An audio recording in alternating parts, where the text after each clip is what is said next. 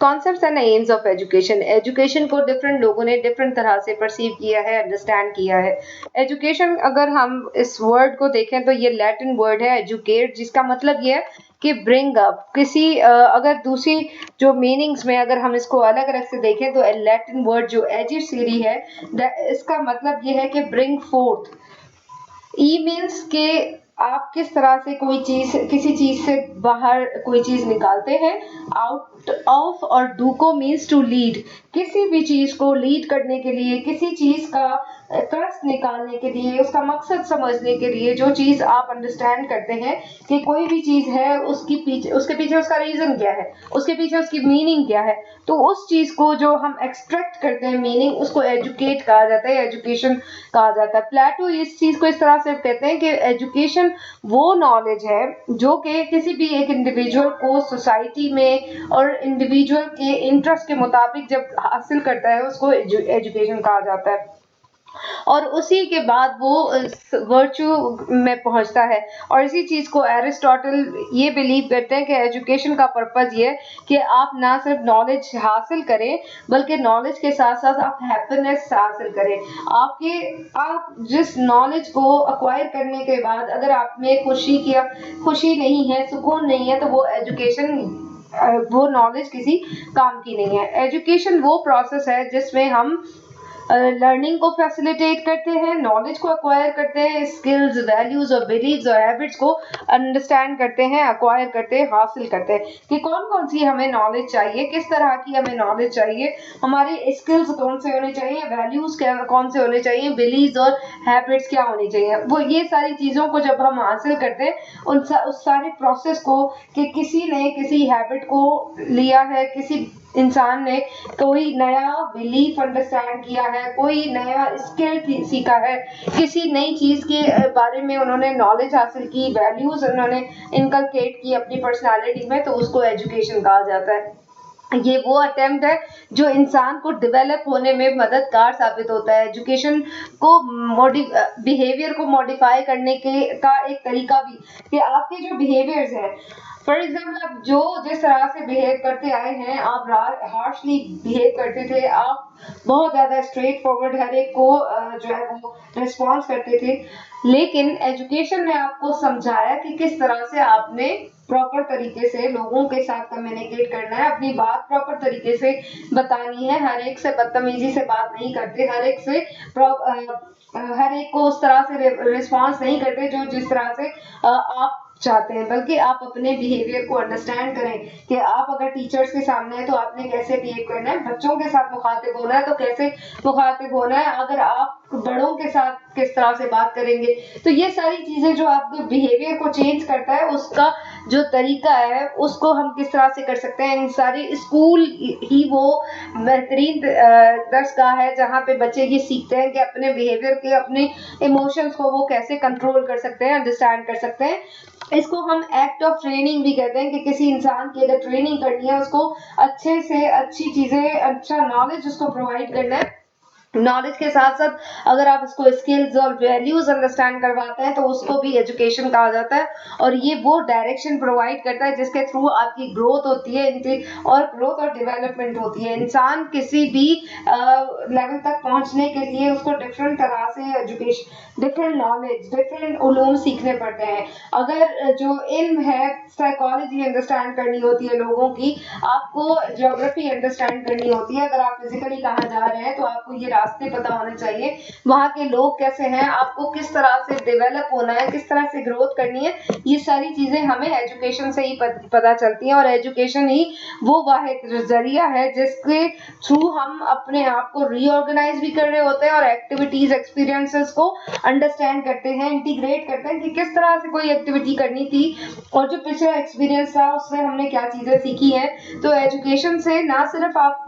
वो चीजें, जो नई चीजें सीख रहे हैं, बल्कि आप नए एक्सपीरियंसेस भी कर रहे हैं और पुराने एक्सपीरियंसेस के बेस पे आपने कोई चीज सीखी और आप वो अब नहीं करते। तो ये सारी चीजें भी, जितनी भी जो लर्निंग है वो भी एजुकेशन है। और जो इग्नोरेंस है, जो अगर जो चीज आप नहीं कर रहे थे, आप उस चीज को किस तरह से इग्नोर करेंगे, किस चीज को एक्सेप्ट करेंगे, ये सारी चीजें आपको एजुकेशन से ही मिलती हैं।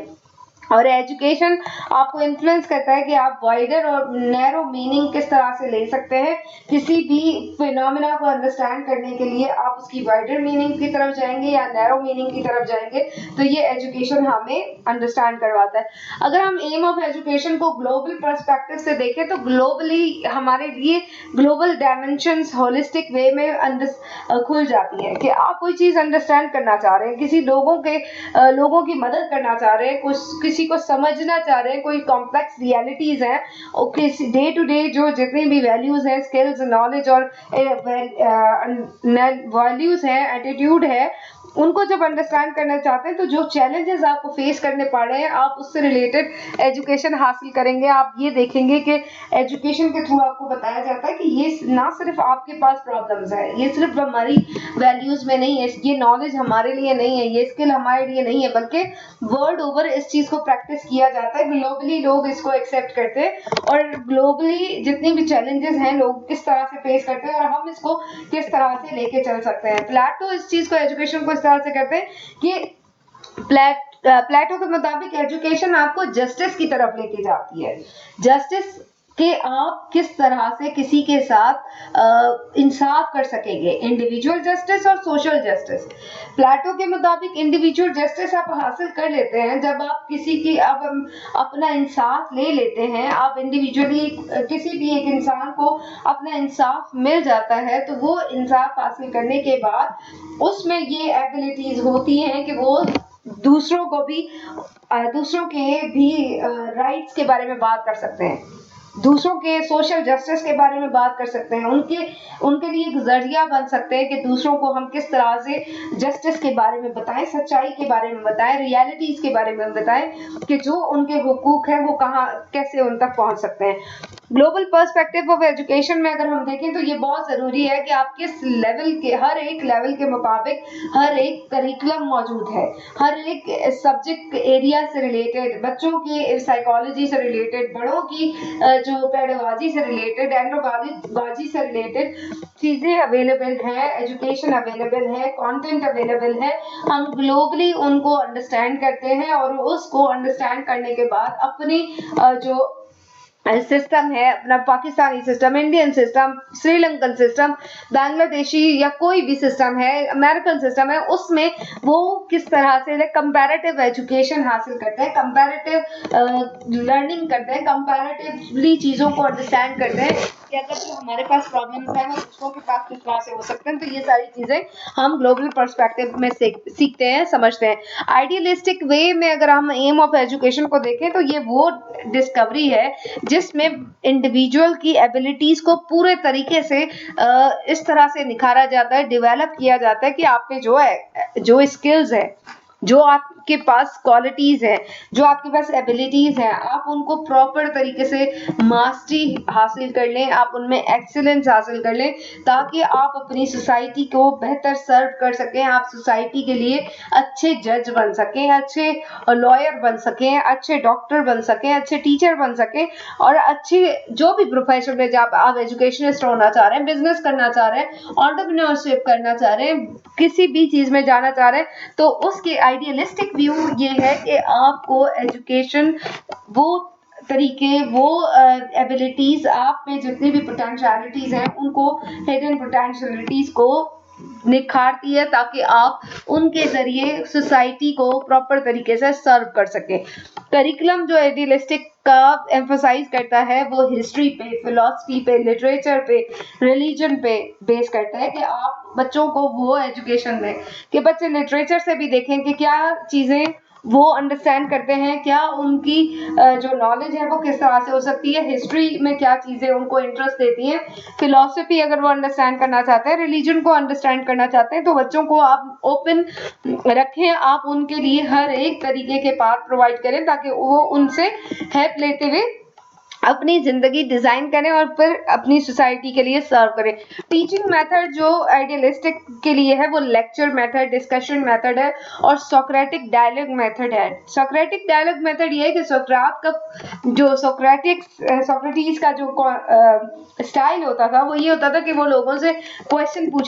पूछते थे और वो कहते थे कि आप ये बताएं कि गवर्नेंस क्या है आपके मुताबिक, ये इकोनॉमी क्या है आपके मुताबिक, स्टेटस क्या है आपके मुताबिक, रियलिटी क्या है, इस तरह के सवाल आप पूछते हैं। तो आइडियलिस्टिक वे में एजुकेशन का पर्पस ये है कि आप बच्चों को डिस्कवरी की तरफ लेकर आए, बच्चों की नॉलेज को क्लैरिफाई करें, बच्चों के क्वेश्चंस को अंडरस्टैंड करें, क्वेश्चन को एड्रेस करें और फिर इंट्रोस्पेक्शन जो है, intuition, insight, whole part logic उनको सिखाएं कि किस तरह से आप अगर कॉन्शियसनेस के साथ उनको समझाएं कि क्या आपके माइंड में चीजें चल रही हैं और आप इसको किस तरह से डेवलप कर सकते हैं, आप किस तरह से हिस्ट्री से अपने उन क्वेश्चंस को एड्रेस कर सकते हैं, लिटरेचर से अपने क्वेश्चंस को एड्रेस कर सकते हैं, फिलोसफी को अंडरस्टैंड, रिलीजन को अंडरस्टैंड कर सकते हैं, इस तरह से कि उनमें जितने भी लोग हैं जो आप ही की तरह थे, जो आप उनको समझते हैं कि आप उनको आइडियलाइज कर सकते हैं, तो आप उनके थ्रू आप उनको रोल मॉडल बना के आप उनकी इमिटेशन कर सकते हैं, आप उनकी नकल कर सकते हैं ताकि आप भी सोसाइटी में इस तरह से बिहेव कर सके। रियलिस्टिक वे जो है एम ऑफ एजुकेशन है, रियलिज्म का मतलब ये कि वो कहते हैं कि हम हर एक चीज में आप लॉजिक ढूंढें, हर एक को क्रिटिकली सोचें, हर एक के प्रॉस कॉन्स रियलिटीज को अंडरस्टैंड करें, हर एक के पॉजिटिव नेगेटिव हर एस्पेक्ट से देखें, साइंटिफिक मेथड रखें कि कोई चीज भी है तो वो क्यों है, उसका क्या प्रोसेस है, उसके क्या क्या वेज थे, ये क्यों हुआ है, किस तरह से हुआ है। अगर आप इमेजिन करें तो ज्यादातर जो एम्फसाइज किया जाता है वो साइंस, मैथ्स और एजुकेशनल जो ह्यूमैनिटीज है उसको भी कंसिडर किया गया है एजुकेशनल रियलिज्म में, लेकिन रियलिज्म ज्यादा फोकस जो करती है वो मैथ्स और साइंटिफिक, इसमें लॉजिक, इंडक्टिव रीजनिंग पे बात की है कि कोई भी आप प्रॉब्लम ले सब्जेक्ट मैटर अगर करिकुलम का देखें तो उसमें ये कि फिजिकल वर्ल्ड से रिलेटेड, पर्टिकुलरली साइंस और मैथ्स से रिलेटेड कोई एक प्रॉब्लम है उसको देखें कि वो उसके सॉल्यूशन के कितने पार्ट्स हो सकते हैं, कहाँ से आप उसको सॉल्व कर सकते हैं, कौन कौन से साइंटिफिक मेथड हो सकते हैं जिसके थ्रू आप उसको सॉल्व कर सकते हैं। टीचर का काम यह है कि वो कंटेंट को सिस्टमैटिकली प्रेजेंट करें और डिसिप्लिन के मुताबिक बच्चों को वो चीजें डेमोन्स्ट्रेट करें ताकि बच्चे डिसीजन कर सकें कि कौन से बेस पे हमने किस तरह से मैथमेटिक्स से रिलेटेड कोई चीज सीखनी है, साइंस से रिलेटेड कोई चीज सीखनी है तो उसके कौन कौन से बेस हो सकते हैं, कौन कौन से तरीके हो सकते हैं। टीचिंग मेथड अगर हम देखें तो वो मास्टरी की तरफ लेके जाते हैं कि आप कोई एक स्किल दे, उसको प्रॉपर तरीके से डिमॉन्स्ट्रेट करें, उसको रिसाइट करें, उसको ऐसे उसमें अपनी इतनी मास्टरी हासिल कर सकें, उसमें इतनी अपनी एबिलिटी बिल्डअप कर सकें कि आप उस क्रिटिकली कोई भी चीज है वो आप उसको अंडरस्टैंड कर सकें, ऑब्जर्वेशन कर सकें, एक्सपेरिमेंट कर सकें, साइंटिफिकली उसको प्रूव कर सकें जो आप कह रहे हैं वो सही है, जो आप कर रहे हैं वो सही है और उसके क्या क्या बेसिक है, उसके क्या क्या लॉजिक्स है। जो रियलिस्टिक करिकुलम है वो ज्यादातर एम्फसाइज करता है कि आप साइंटिफिक अप्रोच रखें, स्टैंडर्डाइज्ड अप्रोच रखें, डिस्टिंक्ट डिसिप्लिन बेस्ड रखें, कैरेक्टर बिल्डिंग रखें, रूल्स और कंडक्ट को ख्याल रखें कि किस तरह से ट्रेनिंग देनी है, कि किस तरह से आपने हर एक चीज को फॉलो करना है, हर एक चीज को अंडरस्टैंड करना है। एजुकेशन का एम अगर हम वोकेशन में देखें तो उसकी प्राइमरी रिस्पॉन्सिबिलिटी ये है कि बच्चों में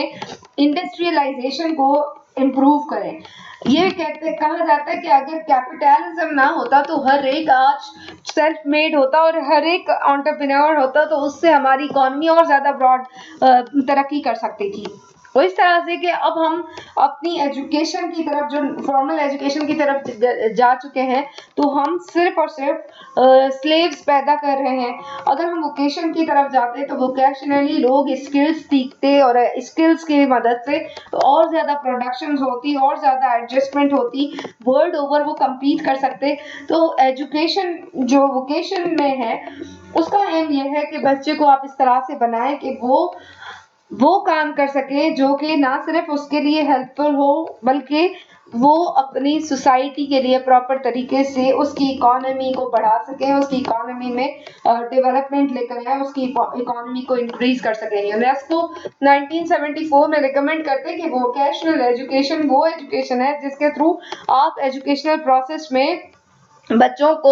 जनरल एजुकेशन भी देते हैं, बल्कि उसको टेक्नोलॉजी भी दे प्रोवाइड करते हैं, साइंस एजुकेशन भी, practical education, attitudes, understanding, knowledge, हर एक तरीके से आप ऑक्यूपेशन में वो सारी चीज़ें प्रोवाइड करते हैं ताकि वो अपनी सोशल लाइफ के साथ साथ इकोनॉमिक लाइफ को भी इम्प्रूव कर सकें। अगर हम एजुकेशन को सिर्फ नॉलेज के बेस में देखें तो ये वो प्रोसेस है जिसमें आप लर्निंग हासिल करते हैं, different ideas, different theories, different facts को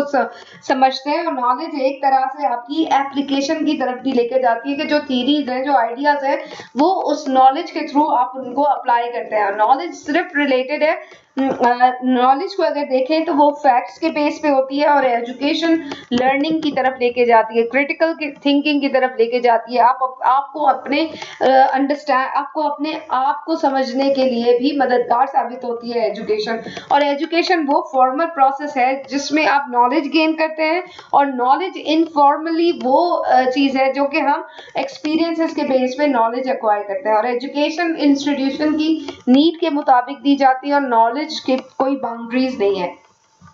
एजुकेशन आप डेफिनेटली एक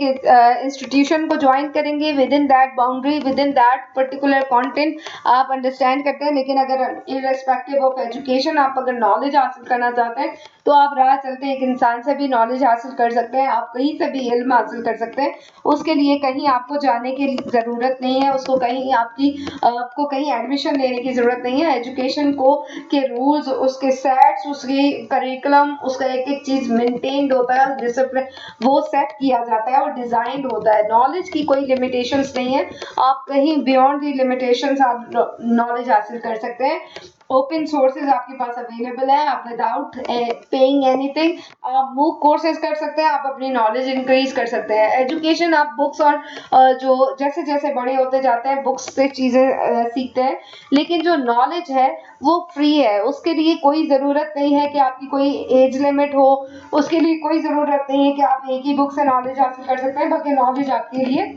कहीं से भी आपको मिल सकती है। इसलिए नॉलेज को पावर भी क्या कहा जाता है। नॉलेज वेलफेयर, किसी भी इंसान की वेलफेयर के लिए बहुत ज़्यादा इम्पोर्टेंट है, ह्यूमैनिटी के लिए बहुत ज़्यादा इम्पोर्टेंट है। इंडिविजुअली अगर कोई डेवलप होना चाहता है तो उसमें ये होता है कि अगर आपने एजुकेशन, जो फॉर्मल एजुकेशन हासिल की थी, वहाँ पे अगर आपकी अंडरस्टैंडिंग नहीं हुई, आप डेवलप नहीं हुए, तो आप अब जो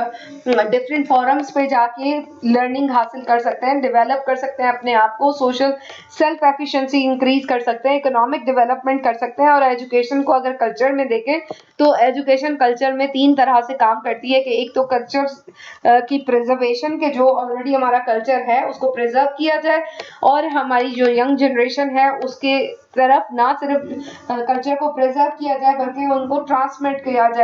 किया जाए कि हमारी कल्चर की क्या क्या चीज़ें हैं, हम क्या क्या, हमारे उठना, हमारे खाने पीने, हमारे चलने उठने बैठने के और हमारे तौर तरीके क्या हैं, हमारी रसूमात क्या है, ये सारी चीज़ें कल्चर की जो दूसरी जनरेशन तक, यंग जनरेशन तक, अपकमिंग जनरेशन तक ट्रांसमिट की जाती है और प्रोमोट किया जाता है अपना culture from with the help of education. और एजुकेशन ही हमें मदद देती है कि हम किस तरह से अपने कल्चर को फर्दर प्रोमोट कर सकते हैं और इंसान को कल्चरल पैटर्न्स के बारे में बता सकते हैं, समझा सकते हैं कि ब्रॉडर लेवल पे अगर आप लेटेस्ट अगर कोई चीज़ कर रहे हैं, फॉर एग्जांपल आप टेक्नोलॉजी बेस्ड एजुकेशन हासिल कर रहे हैं, उसमें अगर आपने अपने कल्चर को कल्चरली जो हमारी हैंडीक्राफ्ट्स हैं, हमारे जो जो पोर्ट्रेट्स हैं, हमारे जो डिफरेंट लोग काम करते हैं, उनको अगर आप टेक्नोलॉजी के जरिए उनको बूस्ट अप करेंगे तो वो और ज़्यादा सक्सेसफुल हो सकते हैं और वो ब्रॉडर कम्युनिटी तक हमारा जो कल्चर है वो ट्रांसफर हो सकता है। तो एजुकेशन कैरेक्टर बिल्डिंग के लिए है, एजुकेशन लेजर के लिए भी है, एजुकेशन इंडिविजुअल डेवलपमेंट के लिए भी है, और एजुकेशन सोशल एफिशिएंसी के साथ साथ कैरेक्टर कंप्लीट लिविंग के लिए, कि कोई भी आप किसी भी तरीके से अगर प्रॉपर तरीके से रहना चाहते हैं सोसाइटी में तो उसके लिए एजुकेशन आपको हेल्प करती है। तो एजुकेशन अगर मुस्लिम सोसाइटी में देखें तो उसमें जो ग्रोथ है वो हमें नजर आती है कि एजुकेशन मुसलमानों के लिए ये है कि वो एजुकेशन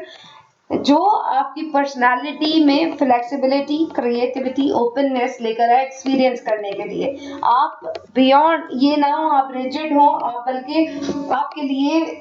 आप इल्म हासिल करें, जिसमें कुरान में भी लिखा है, हदीस मुबारका है कि इल्म हासिल करो, उसके लिए चाहे तुम्हें चीन जाना पड़े। मतलब ये है कि उस टाइम पे चाइना चाइना है जो कंट्रोवर्सीज है, अगर उनसे हटके कि चाइना बहुत दूर था, तो उसके लिए भी अगर तुम्हें वहां जाके भी हासिल करना पड़े तो आप इल्म हासिल करें। तो मुसलमानों को हमें ये चीज अंडरस्टैंड करनी होगी कि फ्लेक्सिबिलिटी लेनी होगी। हम ये ना सोचें कि हमें इस सोसाइटी से इल्म लेना है, इस बंदे से इल्म लेना है, बल्कि ये ना देखो कि कौन